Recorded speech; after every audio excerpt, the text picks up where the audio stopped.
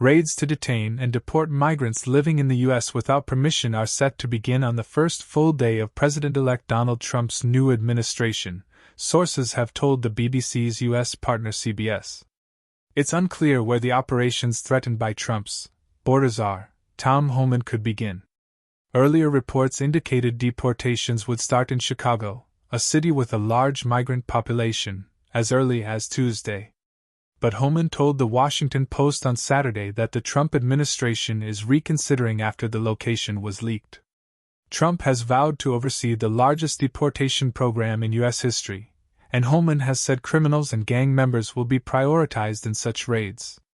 Homan told the Post that the administration's enforcement goals are broader than just Chicago. ICE will start arresting public safety threats and national security threats on day one, he said. We'll be arresting people across the country, uninhibited by any prior administration guidelines. Why Chicago was mentioned specifically, I don't know. In an interview with Fox News this week, the border czar promised a big raid across the country. He has previously said Chicago will be ground zero for the mass deportations. Homan expanded on the administration's plans on Fox News over the weekend, saying the deportations will not be raids, but targeted enforcement operations. He described these efforts as well-planned. When ICE goes out, they're going to know exactly who they're looking for and pretty much where they'll find them, Homan said. He said he expects deportation flights to leave in the first week of Trump's presidency and anticipates daily lawsuits for deportation efforts from organizations like the American Civil Liberties Union. I'm sure we'll be sued, but bring it, he said. Trump, a Republican, also promised mass deportations ahead of his first presidential term back in 2017, though he ended up removing about half the number of immigrants that President Barack Obama, a Democrat, did in his first 4 years. The 47th president is coming into office with widespread support for his border policies. A New York Times and Ipsos poll published on Saturday found 55% of Americans either strongly or somewhat support such mass deportations. The Immigration and Customs Enforcement (ICE) agency deports illegal migrants all the time. However, the operation to be launched after Trump's inauguration on Monday is expected to target so-called sanctuary cities that limit cooperation with federal immigration officials, two sources familiar with the plans told CBS. ICE officials in the Chicago area recently asked agents to join this week's planned raids without notifying heads of the agency in Washington, D.C., according to CBS.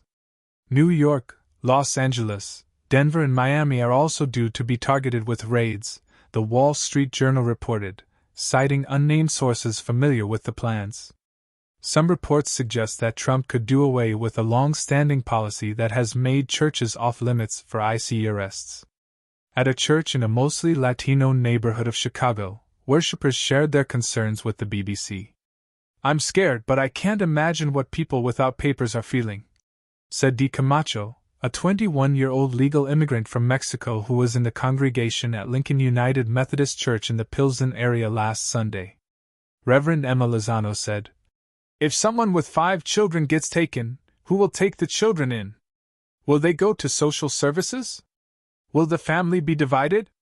The rules under Democratic President Joe Biden were that ICE was generally to prioritize the arrest of illegal migrants who were serious criminals, had crossed the border recently, or posed a national security threat. While Trump's team has signaled that it will begin with migrants who had committed crimes, all illegal migrants, including those who have lived and worked in the U.S. for many years and have no criminal history, may be more likely to be arrested and deported. Immigration raids at construction sites where undocumented migrants are often employed are also expected to resume, after being discontinued by the Biden administration, according to CBS. However, the operation could pose difficulties for officials with limited custody space to hold detainees. At the same time, the Laken Riley Act, named after a college student who was murdered last year in Georgia by a Venezuelan illegal migrant who was previously arrested for shoplifting, is expected to be passed by Congress next week. The proposed legislation will require the federal government to detain migrants living in the U.S. illegally who are suspected of criminal activity.